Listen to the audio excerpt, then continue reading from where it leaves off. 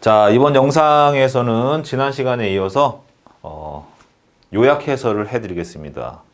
자, 이번 133회에 대한 각 교시별 문제에 대한 부분을 제가 핵심적인 내용을 중심으로 해서 설명드리겠습니다.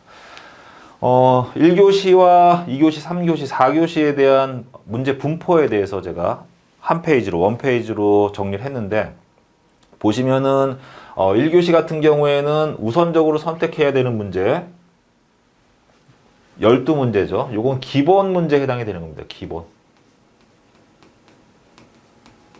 요거는 나중에 어느 정도 기본이 쌓인 상태에서 공부하는 문제, 후순위, 요거는 심화 문제에 해당이 된다.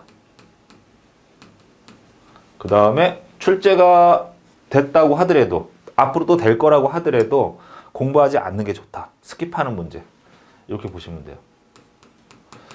1교시 같은 경우에는 기본적으로 공부해야 되는 내용이 12문제나 나왔습니다. 10문제만 선택하면 되는데 12문제가 나왔기 때문에 굉장히 많이 출제가 된 겁니다. 일반적으로 합격권에 들어갈 때 13문제 중에 10문제를 선택해서 풀지만 10문제를 다 잘 쓰지는 못합니다. 어려워요, 1교시가. 10분 안에 한 문제씩 써나가야 되기 때문에 쉬운 게 아니거든요. 보통 7문제에서 8문제 정도 정확하게 작성을 하시면 나머지 2-3문제는 조금 부족하더라도 합격권 안에 충분히 들어가실 수가 있다. 60점 이상을 득점하실 수가 있는 겁니다. 자, 그런 전략으로 가시는 게 좋아요. 2교시 같은 경우에는 먼저 우선적으로 선택하는 기본에 해당되는 게 4문제가 나왔죠. 그러니까 1교시와 2교시 같은 경우에는 문제를 선택하는데 크게 애로사항이 없었을 겁니다. 자, 그 다음에 심화 문제, 심화 정도의 좀 어려운 문제가 한 문제, 이런 문제는 선택 안 하셔도 되는 거죠. 왜? 쉬운 문제를 우리가 선택해서 풀 수가 있었으니까. 자, 스킵하는 문제가 한 문제가 나왔습니다. 자, 이 스킵 문제, 버리는 문제 4에 해당되는 문제는 일단 난이도가 너무 높다든지, 그 다음에 기본서에 포함이 되어 있지 않다든지, 출제 확률이 대단히 낮다든지, 또 다른 내용들과의 관계성이 떨어지는 이런 내용들은 공부하지 않는 게 좋습니다. 해봐야 시간만 허비가 되고 공부의 어떤 실력이 향상 정도에는 도움이 안 되기 때문에 과감하게 제외하시더라도 합격하는 데는 전혀 지장이 없습니다. 3교시 같은 경우에도 우선적으로 선택해야 되는 선에 해당되는 문제가 4문제, 심화 문제에 해당되는 후순위의 문제가 1문제, 그 다음에 공부하지 않아도 되는 거 1문제 이렇게 나와 있습니다. 자, 3교시까지는 그렇게 어렵지 않았단 말이에요. 자, 그런데 4교시로 들어가게 되면은 기본에 해당되는 게 2문제입니다. 기본이라고 제가 말씀을 드리지만 기본 문제도 정확하게 잘 쓰는 게 쉽지는 않거든요. 심화 문제에 해당되는 후순위의 이런 문제 같은 경우에는 상당히 열심히 공부해야지만 정확하게 맞출 수가 있고요. 때에 따라서는 공부를 했다고 하더라도 시험장에서 실수할 수 있는 그런 위험성이 많은 문제입니다. 난이도가 좀 있어요. 자, 이런 문제가 2문제가 있었는데 4교시에는 기본적으로 공부하는 문제 외적으로 이런 난이도가 있는 문제를 어쩔 수 없이 선택을 해야 되니까 이런 교시에서 시험을 이제 망치게 되는 거죠.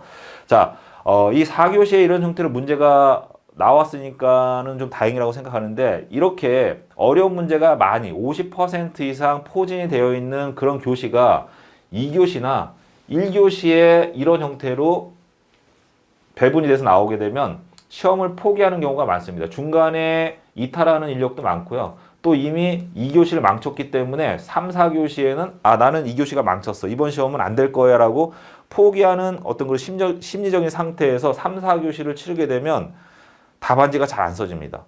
자, 이렇다고 하더라도 나만 어려운 게 아니라 다른 분들도 어렵기 때문에 똑같은 조건이다 생각하시고, 내가 이번에 좀 못 봤으니까 3교시와 4교시는 조금 더 집중해서 보면 다른 분들은 여기서 많이 포기하실 거다, 손을 놓을 거다, 이런 생각을 하시고 상대적으로 3교시와 4교시를 잘 쓰게 되면 내가 합격할 확률이 높다라는 어떤 그런 마음가짐으로 응시하시게 되면 좋은 결과가 나올 수 있기 때문에 시험장에 가셔서 중간에 절대로 나오지 마시고요. 좀 어려운 교시가 있다고 하더라도 다른 분들도 어렵게 느끼기 때문에 잘 못 풀었기 때문에 끝까지 포기하지 마시고 최선을 다해서 시험을 보시면 좋은 결과가 나오실 수가 있습니다. 자, 그 다음에 선에 해당되는 문제와 후, 그 다음에 사에 해당되는 문제 이렇게 있는데 우선은 처음 공부하시는 분들은 이 기본 문제에 해당되는 내용만 보세요. 언제까지? 항상 말씀드리는 거지만 50점이 넘어갈 때까지, 한 55점 때까지는 기본에 해당되는 문제만 보시고요. 이 기본에 해당되는 문제는 기본서 4권을 중심으로 공부하시고 거기에 외적으로 조금 기본적으로 보완해야 되는 내용들이 있습니다. 한 20-30개 정도. 그 정도 범위 안에서 바운더리를 정해 놓으시고 집중적으로 실력이 향상이 되실 때까지 이것만 공부하시면 돼요. 그 다음에 이것만 하셔도 합격하실 수가 있는데 그 다음에 이제 점수가 잘 안 올라간다. 그러면 이후 심화 문제에 해당되는 문제를 많이 가져가지 마시고 20문제에서 많게는 한 50개 정도 요 정도만 별도 준비하시면 이 안에서 다 충분히 해결을 하실 수가 있습니다. 자, 전략을 잘 세워야 됩니다. 그렇지 않으면 공부하시다가 기본에 해당되는 게 도로로 따지면 주도로예요. 메인 도로인데 가다 보면 새길이 있고 갓길이 있잖아요. 이런 것들이 새길, 갓길에 해당이 되는 거거든요.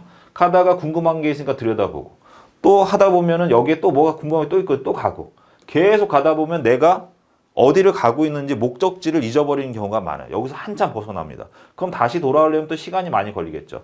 우리가 인터넷에서 어떤 자료를 찾으려고 들어갔다가 어떤 뭐 배너나 광고성 글을 보고 호기심에 있어서 그거 보고 또 다른 거 보고 이러다 보면은 거기서 한두 시간 허비하다가 내가 뭘 하는지 잊어버리는 경우가 굉장히 많으셨을 거예요. 기술사 공부도 똑같다는 얘기죠. 공부하다 보면 궁금한 게 자꾸 생기는 게 자꾸 생기는데 이걸 하다 보면요. 내가 나중에 뭘 공부하고 있는지를 본인은 알고 있다고 하지만 제가 보는 관점에서는 모르고 있는 거예요. 엉뚱한 걸 하고 있는 경우가 많아요. 기술사 공부를 왜 하는 거죠? 우리가 학술적인 부분이나 뭐 어떤 그 실무적인 내용을 실력을 향상시키는 목적도 있긴 하지만 그런 목적은 5% 이하고요. 기술사 공부를 하는 이유는 기술사 시험에 합격을 하시는 거고요. 그냥 합격하는 게 아니라 이거를 단기간에 합격을 하려고 학원을 등록하시고 뭐 인터넷 강의를 유료로 수강하시고 그렇게 하시는 거 아닙니까? 여기에 포커스를 맞춰야지 하다 보면 이 정도는 알아야지. 실무적인 내용이 이게 있으니까 내가 뭐 이건 기본으로 해야 돼.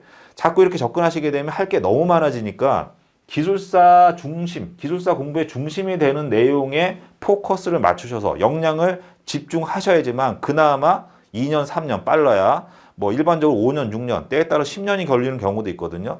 집중을 하셔야 10년 공부하실 분들이 5년에 끝나시는 거고 또 이 부분에 집중하셔야 5년에 끝나시는 분들이 3년 만에 끝나는 거고 3년 만에 3년 동안의 어떤 그 수험 기간이 필요하신 분들이 열심히 준비하셔야 절반으로 줄여서 1년 만에 합격을 하시는 거거든요.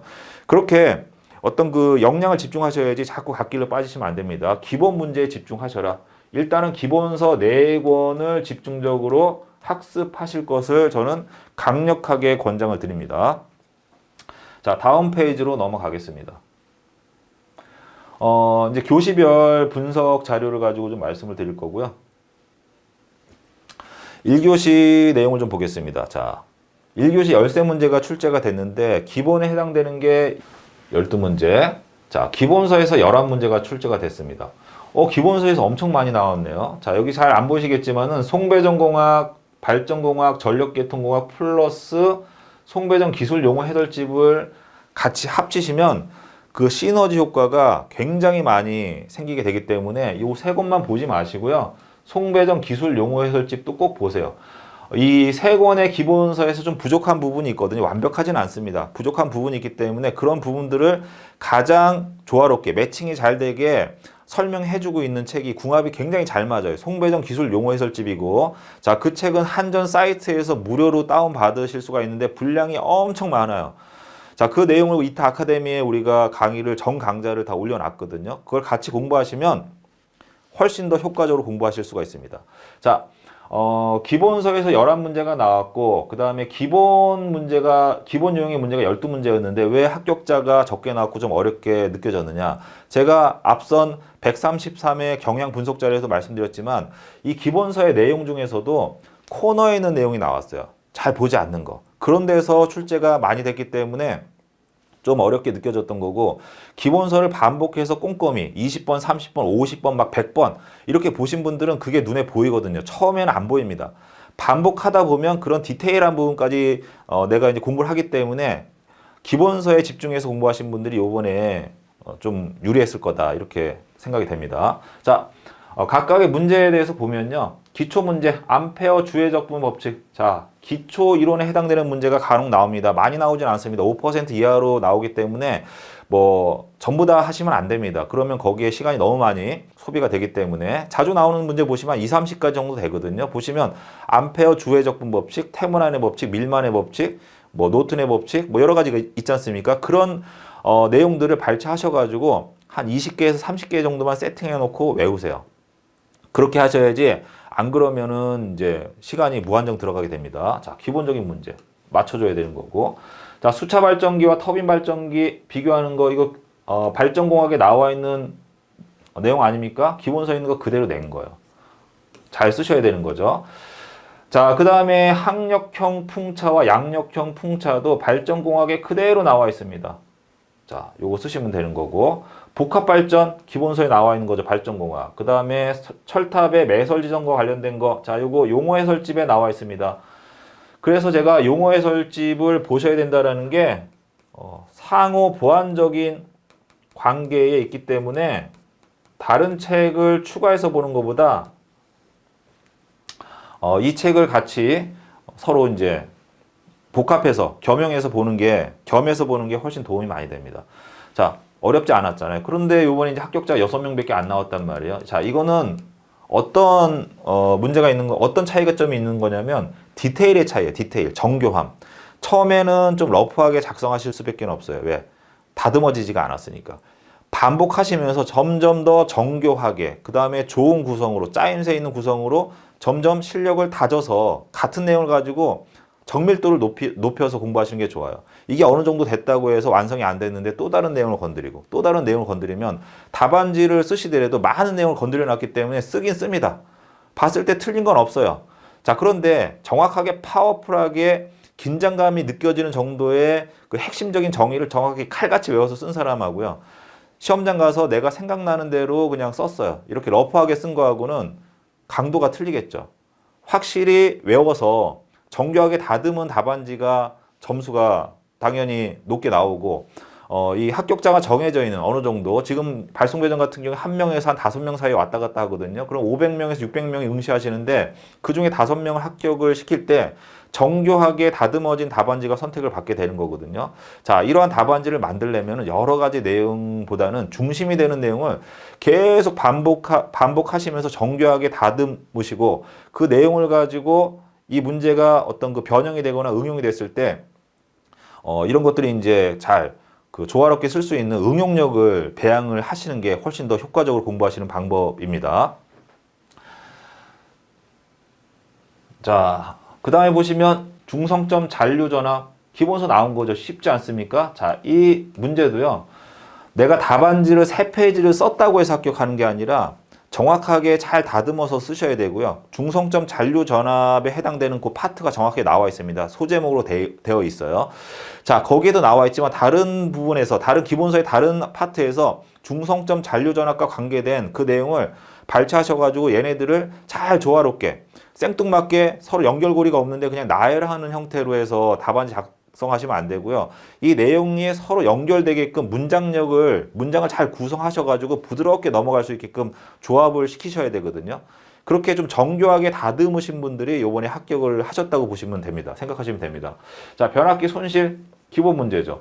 유효접지의 의미. 자, 송배전공학에 잘 나와 있고 용어해설집에는 실무적인 내용까지 나와 있습니다. 그런 것들을 복합을 시켜서 융합을 시켜서 한 페이지로 짜릿하게 한 페이지로 파워풀하게 작성을 해봐야 됩니다. 자, 요거는 연습을 하지 않으면 내가 알고 있는 내용 가지고 알고 있다고 해서 시험장에 들어가셔가지고 10분 안에 그거를 한 페이지를 쓴다라는 건 잘 쓴다라는 거는 쉽지가 않습니다. 자, 그 다음에 변압기, 비율 차동 계정기 자주 나오는 문제죠. 기본이 되는 거. 그 다음에 피뢰기, 이격거리에 대한 부분이거든요. 이것도 송배전공학에 나와 있는 거 아닙니까? 9장에. 자, 전압 무효전력 제어. 전력 계통공학에 나와 있는 거죠. 자, 요거는 제가 기본으로 넣어놓긴 했습니다. KC 규정에서 발송 배정 기술사에서는 잘 안 나오는데 요번에 세 문제가 나왔거든요. 이런 것들이 중간중간에 끼게 되면은 발송 배전을 준비하시는 분들은 KC 규정에 대해서 잘 공부를 안 합니다. 또 많이 하실 필요도 없고, 뭐 이제 그 자주 출제가 될 수 있는 좀 출제 확률이 높은 것들만 좀 뽑아가지고 한 10개에서 20개 정도 별도 준비하시면 되는데 이례적으로 좀 많이 나왔어요. 이런 것들이 이제 들어갔기 때문에 좀 어렵게 느끼셨을 수도 있고 쉽게 느꼈지만은 합격하시는 분도 있고 떨어지는 분도 있는데 내가 왜 떨어졌지라고 생각하시는 분들은 디테일함에서 좀 차이가 났다. 보다 더 세부적으로 정교하게 정의 같은 경우도 내가 생각나는 대로 쓰시면 안 됩니다. 정의를 그대로 암기하셔야 돼요. 왜냐하면 함축적인 의미를 가지고 필요한 단어들만 딱 집어넣어서 파워풀하게 작성된 거기 때문에 그거를 내가 시험장에 가서 쓰시게 되면요 문장이 막 늘어져요. 길어지게 되고 들어가야 되는 단어는 키워드는 빠지고 들어가지 말아야 되는 어떤 생뚱맞은 게 들어가고 이러면서 어설프면서 뭔가가 좀 알기는 아시는 것 같은데 이제 뭐 정밀도가 떨어진다, 좀 무게감이 떨어진다 이런 느낌을 주게 되거든요. 그러면 합격이 안 되는 거예요. 자, 어려운 문제 없었죠? 그 다음에 심화 문제에 해당되는 거, 요런 문제는 어떻게 보면은 뭐 기술사라고 하면, 발송 배정 기술사라고 하면 이 정도는 알아야 되는 거 아니냐. 그렇지 않습니다. 시험을 치르는 입장에서는요, 이 내용을, 물론 이제 공을 많이 들이셔서 공부를 하시면 쓰실 수는 있겠지만은, 이런 유형의 문제가 잘 안 나와요. 거의 안 나옵니다.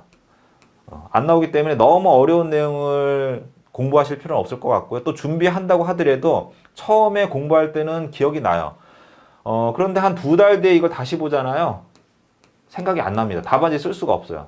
손을 댔다가 이제 틀리는 경우, 실수하는 경우가 많기 때문에 이런 부분들은 일단은 기본이 완성이 되고 그 다음에 점수가 잘 안 오른다 라고 했을 때 이런 내용을 한 20개에서 많게는 50개 정도 별도로 준비하시면 앞에 기본 문제, 그 다음에 이런 심화 문제 20개에서 50개를 매칭을 시키게 되면 합격권까지 바로 들어가실 수가 있습니다. 그래서 요거는 나중에 공부를 하셔라라는 의미에서 제가 심화 문제로 분류해 놓은 겁니다. 자, 1교시는 보시면 전체적으로 12문제 정도가 기본 문제에 해당이 된다고 보시면 되고요. 그 다음에 11문제가 기본서에서 출제가 됐는데 이번에 출제가 된 문제를 보시면은 특이하게도 송배정 공학보다는 송배정 기술 용어 해설집에서 많이 나왔어요. 송배정 기술 용어 해설집이 우리 이타 아카데미에도 그 강의가 있거든요. 전체 강의를 굉장히 깁니다. 많습니다. 내용이 많은데 그거를 잘 공부를 안 하신 것 같아요. 그 부분을 공부하신 분들은 조금 유리한 입장에서 가신 거고 그 책을 공부하지 않으신 분들은 이거 처음 보는 내용인데 이런 부분도 있었을 겁니다. 항상 4권을 기본서로 삼아서 공부를 하시고요.